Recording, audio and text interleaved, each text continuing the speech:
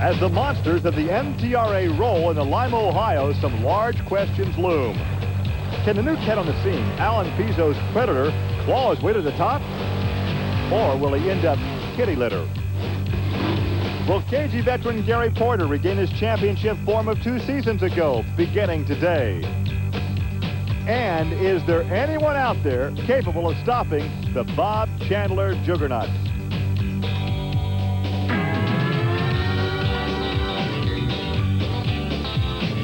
This is Trucks and Tractor Power, featuring the all-stars of the 4-wheel and off-road Jamboree Spring Nationals.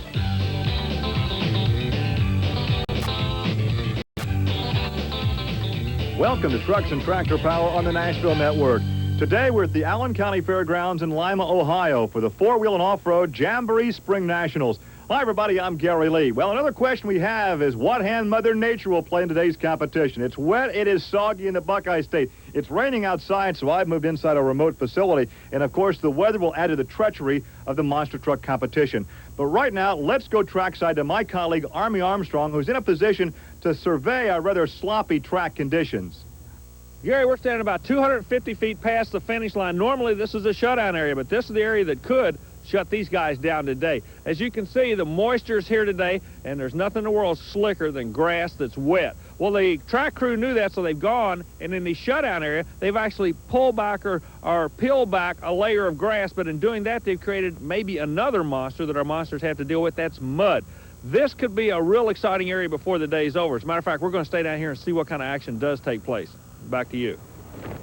An Army action from round 1. We'll look at Mark Watros in the Mongoose truck. Now, here's a guy who's accustomed to the mud.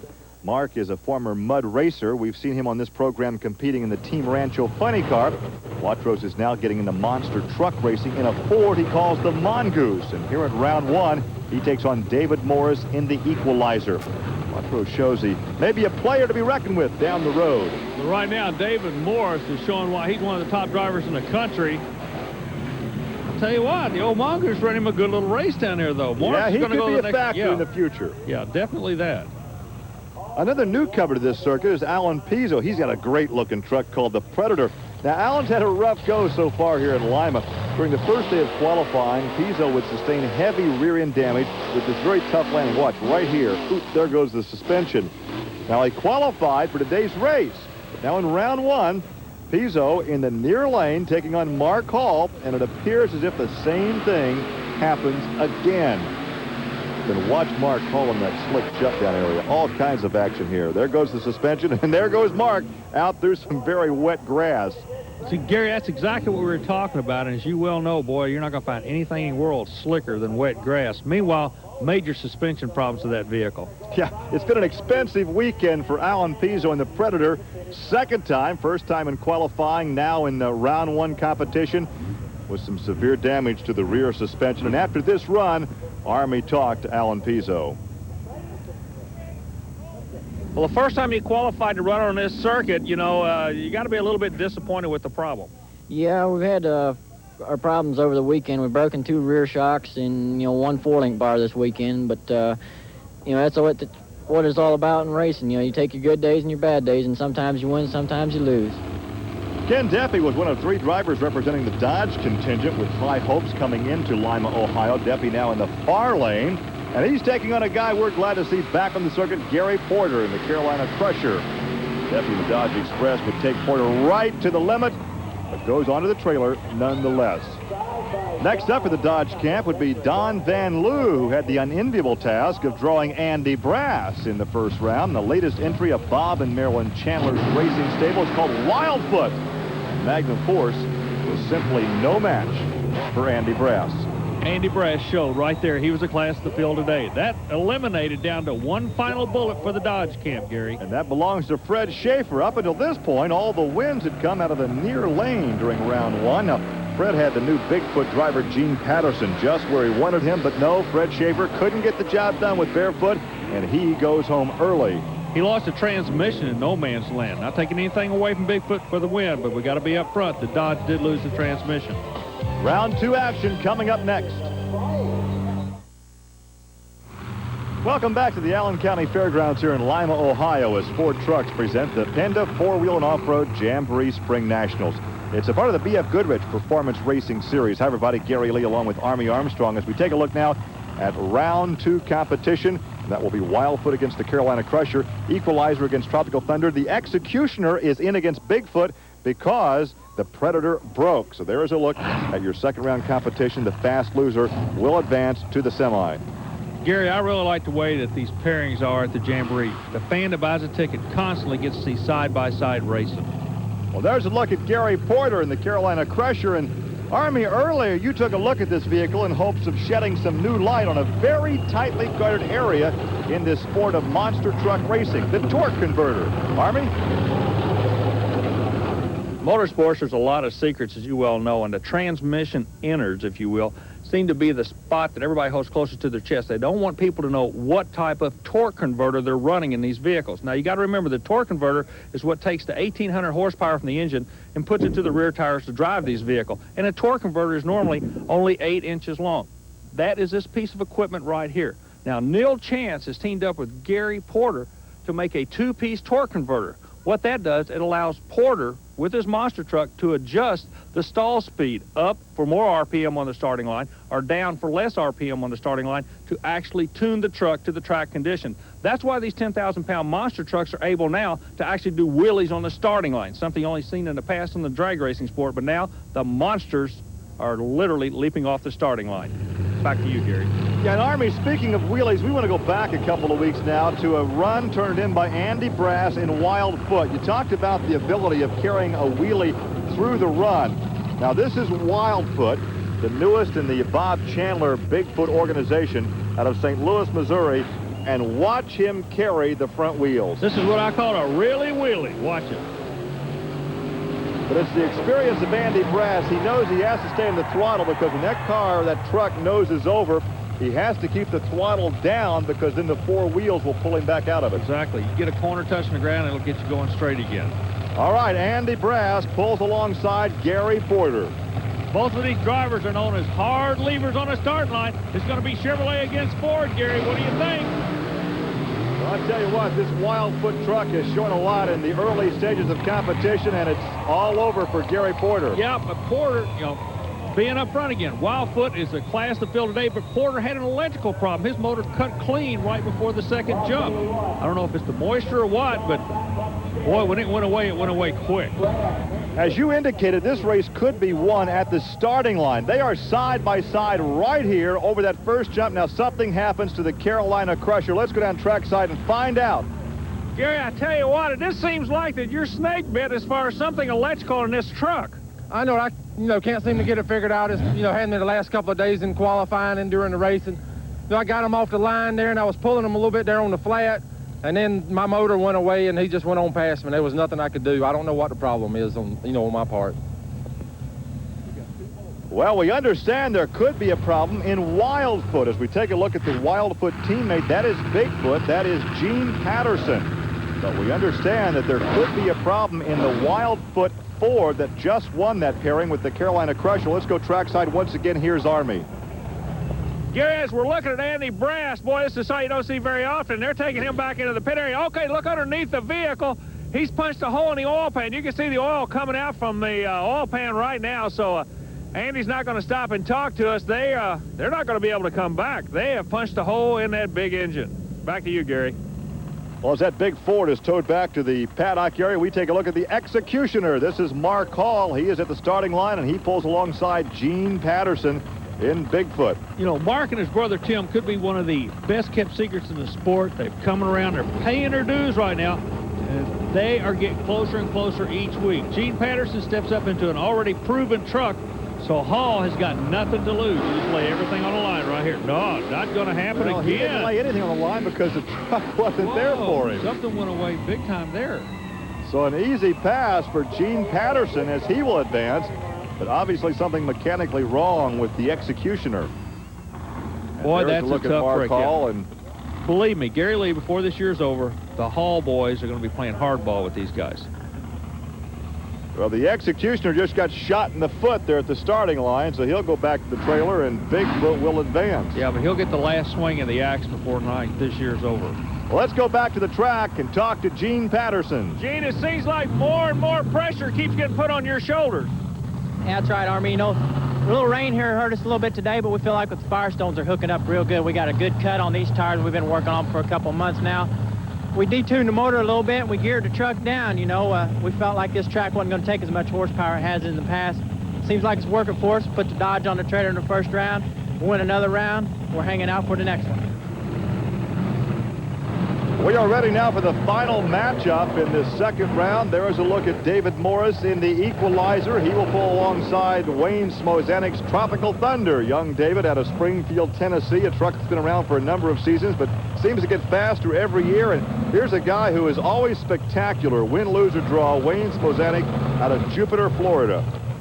His experiences in drag racing before he made the move to the monster trucks. Now, going back to round one competition, Paul Schaefer in the Monster Patrol was Wayne's opponent, but Schaefer wasn't able to make it to the line, so Wayne had this bye run to advance to round two. We found out why Schaefer couldn't make the call. He lost the transmission back in the pit. They couldn't get to go on the forward gear, so Smozanik rolls over into the next round. That truck is not handling at all. You notice the bounce in it?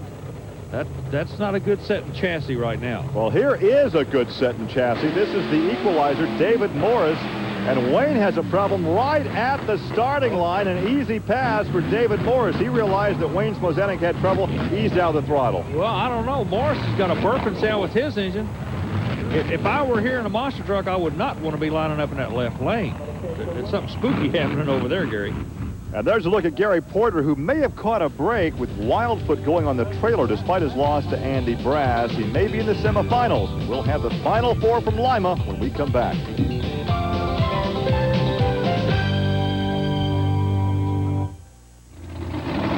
Welcome back to Lima, Ohio, where Wayne Smozanik is leading a charmed life. With Wildfoot breaking and the Executioner never making it off the line, Wayne will be coming back as the fast loser, despite making a run, taking a whopping 17 seconds. So there he is, the fast loser, Tropical Thunder, Wayne Smozanik out of Jupiter, Florida, and he will take on Gary Porter in the Carolina Crusher. The other bracket will have the Equalizer, David Morris, and Bigfoot with Gene Patterson. So a very interesting Final Four. And let's go down trackside and get some observations from Army Armstrong. Gary, one of the things I'm thinking about here this afternoon, this is going to be a driver's track. Okay, we've got a lot of moisture down on the track surface the driver's going to be running. Sun's starting to break through and everything, so horsepower is not going to be the major player here.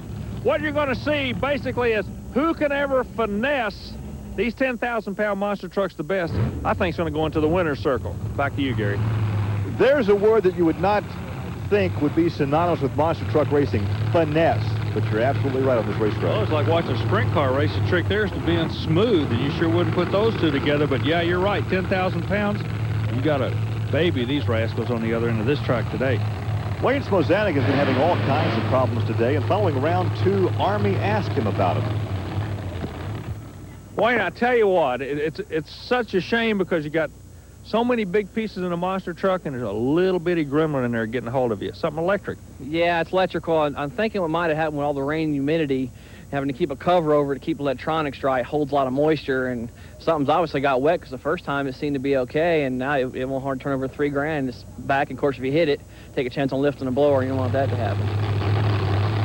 So now as we go back to semifinal action, there is the Tropical Thunder truck in the far lane against the Carolina Crusher, the near lane. Porter against Smozanik. Both drivers have been having electrical problems all weekend long. It's really weird. And once again strikes Wayne Smozanik as he will go to the truck. Porter goes to the Porter final. goes to the championship round. So just what a miserable weekend for Wayne Smozanik. Every racer's had a weekend like this. Now, he'll find out what has been going wrong, and he'll just hit his forehead like, oh, man. Take a look again. Smozanik in the far lane, a problem right off the start.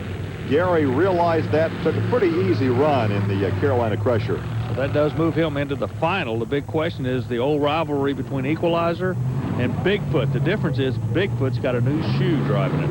Well, here's that matchup right now, and there is Gene Patterson. He's been with the Bigfoot organization for a number of years. And he steps into Bigfoot 10, vacated by Andy Brass when Brass goes to Wildfoot.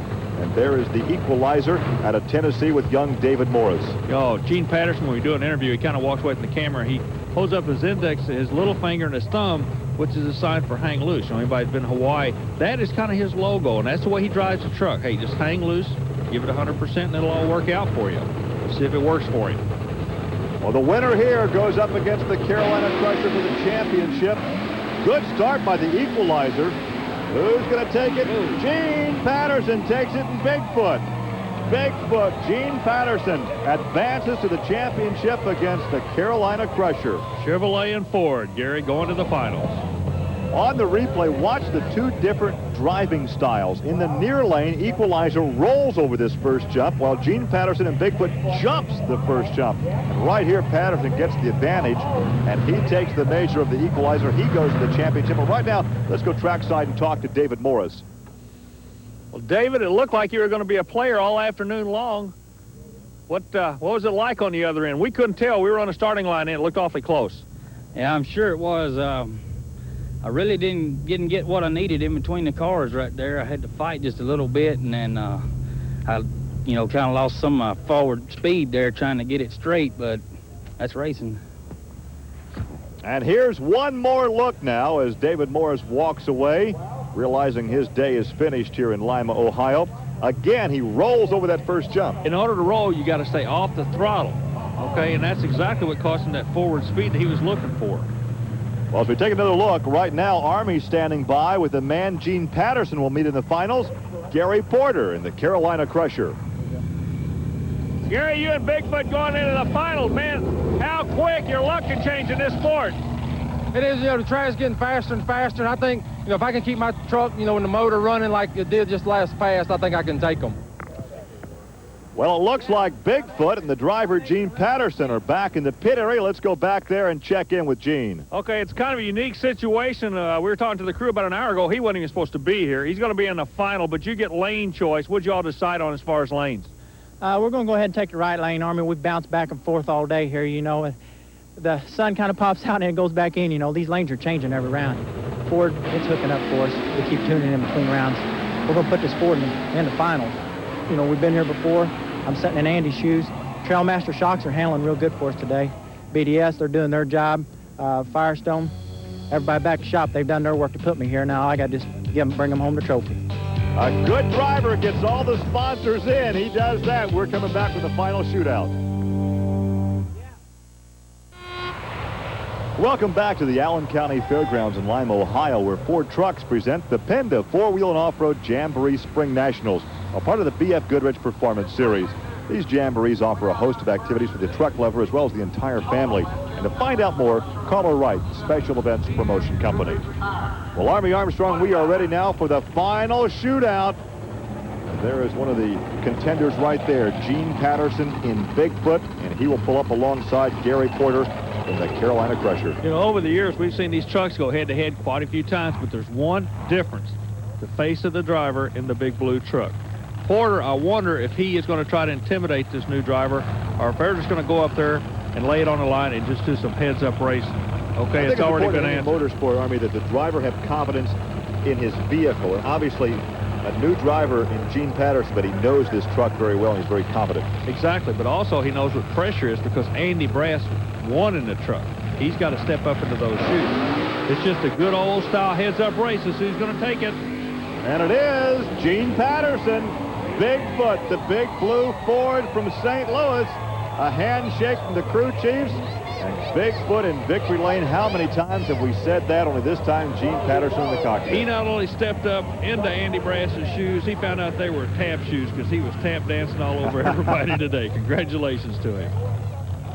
And he wins it here in the rain and the gloom of Lima, Ohio at the Allen County Fairgrounds. One more look at the championship run of Gene Patterson. Let's go down to victory lane. There's a look at Gene. Well, Gene, congratulations. No guts, no glory, and you get the glory today. Great job. Thanks a lot, Army. It's tough running here today. Like I said earlier, the rain, kind of played a hamper on us. The weather conditions changing on us all day long. Ford, Bigfoot, we're making all kinds of power out here this year. We're gunning for these boys. Last year, a couple of them won the war, but the battle's just begun for me. I'm a rookie sitting in this seat. And that Wildfoot went out the first round. We were gunning for him. He took us out in the finals yesterday. We're there. Firestone, Trailmaster, BDS, MSD, Autometer. Without you guys, we wouldn't be here in the winner's circle this weekend. Just thanks a lot, and everybody back at the shop, you know. Appreciate the help. We'll see you home with a trophy this week. Well, he is far from a rookie, but wouldn't every rookie like to have a set of wheels like that? You know, what amazes me is he's like an old pro. Like you say, he gets those sponsors' name in. He was #1 today. Our congratulations to Gene. For Army Armstrong, I'm Gary Lee. We'll see you next week on Trucks and Tractor Power. Now here's news and exciting video release from Diamond P Sports. Want to walk away with a free Diamond P hat? Well, now you can do just that when you buy And They Walked Away 3. Diamond P's latest helmet-hammering, bone-jarring thrill ride featuring motorsport's most perilous moments. By calling 1-800-257-9191, you get the free Diamond P hat and 70 minutes of heart-stopping action. Stock cars tangle and tumble on the oval high banks. Drag racers experience terrifying infernos. Sprint cars dance to floats and pay the consequences. Mud racers, monster trucks, and motorcycles explode in awesome displays of men and metal turn to mayhem. And in each breathtaking incident, the driver beats the odds. To get your copy of And They Walked Away 3 plus a free Diamond P hat, call 1-800-257-9191 for credit card orders, or send check or money order for $24.95 plus $4 shipping and handling to the address on your screen. That's 1-800-257-9191.